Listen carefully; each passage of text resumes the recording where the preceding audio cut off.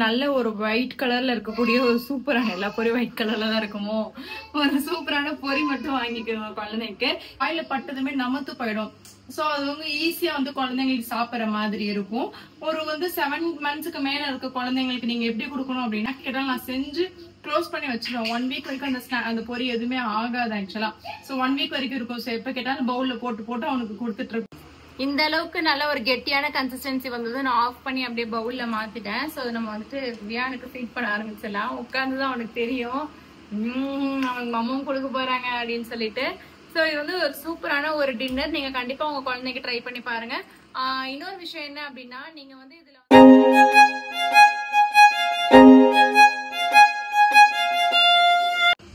வியானுக்கு dinner செய்யறதுக்கு வந்துட்டோம். இன்னைக்கு வந்துட்டு ஒரு சூப்பரான ஒரு டின்னர் தான். இது வந்துட்டு இன்னைக்கு மட்டும் இல்லாம இது வந்து நீங்க ஸ்டோர் பண்ணி கூட நீங்க யூஸ் பண்ணிக்கிற மாதிரி இருக்கக்கூடிய ஒரு சூப்பரான ஒரு செர்லாக்னு கூட நீங்க சொல்லலாம். சோ நம்ம அது வந்து எதை வச்சு பண்ண போறோம் அப்படின்னு பாத்தீங்க அப்படின்னா ரொம்பவே குழந்தைங்களுக்கு ஈஸியா டைஜஸ்ட் ஆகக்கூடிய ஒரு சூப்பரான பொரி வச்சுதான் பண்ண போறோம். சோ பொரி அதுல என்னென்ன ஆட் பண்ண போறோம் அப்படின்றத நம்ம பாக்கலாம் வாங்க. நம்ம பொரி வச்சுதான் செய்ய போறோம். சோ இந்த மாதிரி இப்ப நல்ல ஒரு ஒயிட் கலர்ல இருக்கக்கூடிய ஒரு சூப்பரான எல்லா பொரி ஒயிட் கலர்ல தான் இருக்குமோ ஒரு சூப்பரான பொரி மட்டும் வாங்கிக்கணும் குழந்தைக்கு. சோ இது நீங்க வந்துட்டு நீங்க ஒரு 2 weeks வரைக்கும் நீங்க அதை ஸ்டோர் பண்ணலாம். சோ நான் வந்துட்டு அடுப்புல வந்து தவா வச்சிருக்கேன். சோ இந்த பொரியை போட்டு லேசா ஃப்ரை பண்ணி எடுத்துக்கலாம் வாங்க. சோ ரொம்ப கருகா விடாம கொஞ்சம் லைட் ப்ரௌன் கலர்ல வர வரைக்கும் இதை லேசா நம்ம வந்துட்டு இது பண்ணிக்கலாம்.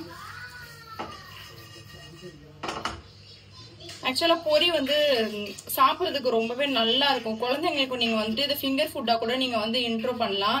ஏன் அப்படின்னா குழந்தைங்க வந்துட்டு இது வந்துட்டு டபுக்குன்னு முழுங்கவும் முடியாது, எதுவுமே பண்ண முடியாது. சோ அது வாயில பட்டதுமே நமத்து போயிடும். சோ அது வந்து ஈஸியா வந்து குழந்தைங்களுக்கு சாப்பிடுற மாதிரி இருக்கும். ஒரு வந்து 7 monthsக்கு மேல இருக்க குழந்தைங்களுக்கு நீங்க எப்படி கொடுக்கணும் அப்படின்னா இதுல லேசா கொஞ்சம் அந்த மஞ்சள் பொடி எல்லாம் போட்டு லேசா அந்த வறுத்து கொடுப்பாங்க. அந்த அரோமாவோட சூப்பரா இருக்கும். ஒரு பூண்டு இடிச்சு போட்டு அந்த ஸ்மெல்லோட கொடுப்பாங்க. சோ ரொம்பவே தர்ஷித்ரா ரொம்ப விருப்பமா சாப்பிடுவாங்க. எப்ப ஸ்நாக் கேட்டாலும் நான் செஞ்சு க்ளோஸ் பண்ணி வச்சிருவேன். 1 week வரைக்கும் அந்த பொரி எதுவுமே ஆகாது ஆக்சுவலா. சோ 1 week வரைக்கும் இருக்கும். சோ எப்ப கேட்டாலும் பவுல்ல போட்டு அவனுக்கு கொடுத்துட்டு இருப்பேன். சோ அந்த பொரி வந்துட்டு அந்த அளவுக்கு சூப்பரா இருக்கும். எனக்கும் அந்த காராஸ் எல்லாம் போட்டு இந்த பொரி சாப்பிடுறது எனக்கு ரொம்பவே பிடிக்கும். அதனால எப்பவுமே வீட்டுல பொரி வச்சிருப்பேன். காராஸ் இருந்துச்சுன்னா போட்டு மிக்ஸ் பண்ணி சாப்பிடலாம் அப்படின்றதுக்காக. சோ இதனால லேசா லைட் ப்ரௌன்ல மட்டும் இதை வதக்கிடலாம்.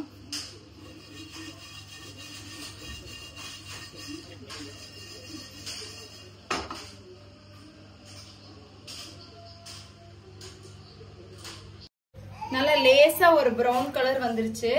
சோ இன்னும் கொஞ்சம் லேசா ப்ரௌன் கலர் நல்லாவே வந்துருச்சு. வரவும் நம்ம அப்படியே ஒரு பிளேட்டுக்கு டிரான்ஸ்ஃபர் பண்ணிடலாம். நான் இப்ப இதோட இதுல நான் வந்து இன்னொன்னு ஒரு இதை ஆட் பண்ண போறேன். என்ன ஆட் பண்ண போறேன் பாத்தீங்கன்னா குழந்தைங்களுக்கு ஈஸியா டைஜஸ்ட் ஆகக்கூடிய பொட்டுக்கடலை. எதுவும் லேசா அந்த மாதிரி ப்ரௌன் கலர்ல வரவும் இதே நம்ம இந்த பிளேட்டுக்கு டிரான்ஸ்ஃபர் பண்ணிடலாம். ஸோ நான் வந்துட்டு செர்லாக் அப்படின்னு சொன்னேன். உடனே நீங்க இன்ஸ்டன்ட் செர்லாக்னு நினைச்சுக்காதீங்க. இது வந்துட்டு நம்ம பவுடரா அரைச்சு வச்சுட்டு டக்குன்னு அவங்களுக்கு நம்ம செஞ்சு கஞ்சி மாதிரி கரைச்சு கொடுக்கதான் முடியும். இன்ஸ்டன்டா பண்ணக்கூடிய செர்லாக் வேணும் அப்படின்னா என்னோட சேனல்ல நிறைய போட்டிருக்கேன். ஸோ நீங்க அதுல போய் செக் பண்ணி பாருங்க. இப்போ நான் வந்துட்டு அடுப்பை ஆக்சுவலா ஆஃப் பண்ணிட்டு இந்த சட்டி வந்து கொஞ்சம் ஹீட்டா தான் இருக்கும் நம்ம அதை பண்ணதுனால. அந்த ஹீட்ல நான் என்ன எடுத்திருக்கேன் அப்படின்னு பாத்தீங்கன்னா கோதுமை மாவு எடுத்திருக்கிறேன். இந்த கோதுமை மாவு மட்டும் நம்ம போட்டு லேசா வறுத்து எடுத்துக்குவோம். அவ்வளவுதான்.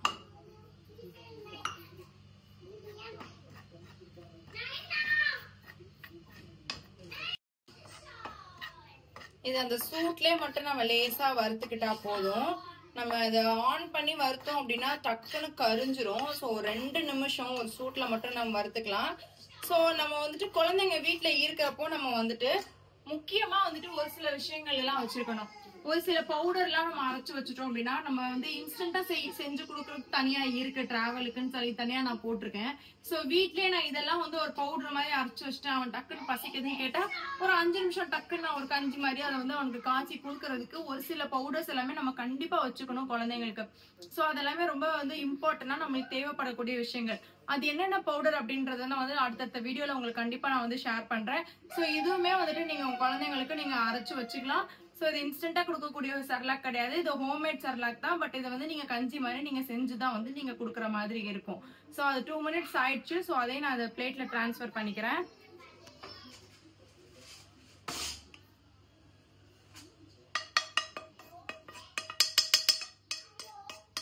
ஸோ கோதுமை மாவு ஹீட்டு அப்படின்றத நீங்க ரொம்ப யோசிக்க வேணாம். ஸோ நான் இவ்வளோ கோதுமை மாவு எடுத்திருக்கேன், இதுல அவனுக்கு நான் ஒரு கைப்பிடி போட்டேன்னு வச்சுக்கோங்க, இவ்வளவுதான் ஆக்சுவலா வரப்போகுது.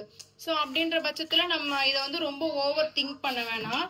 நான் வந்துட்டு இதை வந்து ஒரு ஜார்ல வந்து நான் டிரான்ஸ்ஃபர் பண்ணிக்கிறேன். ஹீட் ரொம்ப இல்லை, நான் டிரான்ஸ்ஃபர் பண்ணிட்டு இதை நல்லா ஒரு நைஸா வந்து அரைச்சி எடுத்துட்டு வந்துடுறேன்.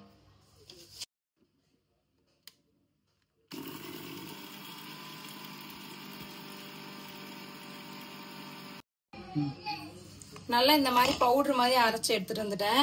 ஸோ நீங்க இதை வந்து 2 weeks வரைக்கும் இந்த மாதிரி ஒரு நல்ல ஒரு ஏர்டைட் கண்டெய்னர் பாக்ஸ்ல நீங்க வந்து இதை ஸ்டோர் பண்ணி வச்சுக்கோங்க. ஸோ குழந்தைங்க எப்ப கேட்டாலுமே கொடுக்கலாம்.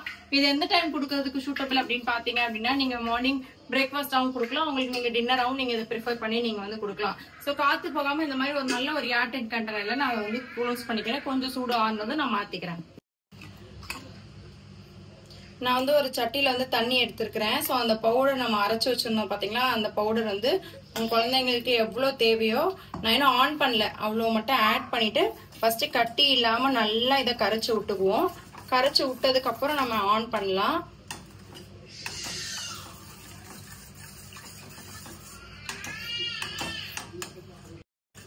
நான் ஏன் இந்த கட்டியெல்லாம் உடைச்சு விட்டுட்டு நீங்க அடுப்பு ஆன் பண்ணுங்கன்னு சொல்றேன்னா, நம்ம பொட்டுக்கல்ல போட்டிருக்கோம் இல்லையா, அது டக்குன்னு வந்து அந்த சட்டியில வந்து ஒட்டிடும்.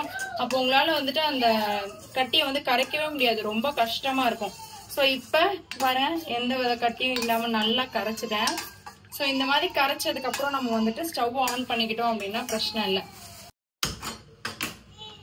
ஆன் பண்ணிட்டேன். ஸோ நல்லா இதான் தண்ணி ஊற்றிருக்கேன். இது நல்லா ஒரு 5 நிமிஷம் நல்லா கெட்டி ஆயிடும். ஆனது நம்ம குழந்தைங்களுக்கு அப்படியே கொடுத்துடலாம். ஒரு சூப்பரான டேஸ்ட் இருக்கும் இதுல. ஸோ வீட்டில் வந்து ஃபைபர் இருக்கு, நம்ம கோதுமை மாவில் ஆட் பண்ணியிருக்கிறதுல. பொட்டுக்கடலையில ஈஸியாக டைஜஷன் ஆகக்கூடிய விஷயங்கள் இருக்கு. ஸோ பஃப்டு ரைஸ் அப்படின்றது தான் நம்ம பொரியல் சொல்லுவோம். ஸோ அதில் ரைஸ் இருக்கிறதுனால உங்களுக்கு வெயிட் கெயினுக்கு ரொம்பவே ஹெல்ப்ஃபுல்லாக இருக்கக்கூடிய ஒரு சூப்பரான ஒரு டிஷ் தான் இது. ஸோ ஈஸியாக டைஜஸ்டும் ஆகும், உங்களுக்கு வெயிட் கெயினும் ஆகும், அண்டு வந்து உங்களுக்கு ஃபைபர் ஆட் பண்ணிருக்கிறதுனால ரொம்பவே ஹெல்த்தியாகவும் இருக்கும். நல்லா கைவிடாம அப்படி கிண்டிட்டே இருப்போம். நல்லா பாருங்க கெட்டி ஆயிடுச்சு பாருங்க. ஸோ இன்னும் கொஞ்சம் கெட்டி ஆகணும். நம்ம எல்லாமே வறுத்து அரைச்சிருக்கோம், அதனால இது வெந்திருக்குமா வேகாதா அந்த மாதிரி உங்களுக்கு டவுட் வேணாம். கொஞ்சம் நல்ல கெட்டியானது நம்ம குழந்தைக்கு கொடுத்துடலாம்.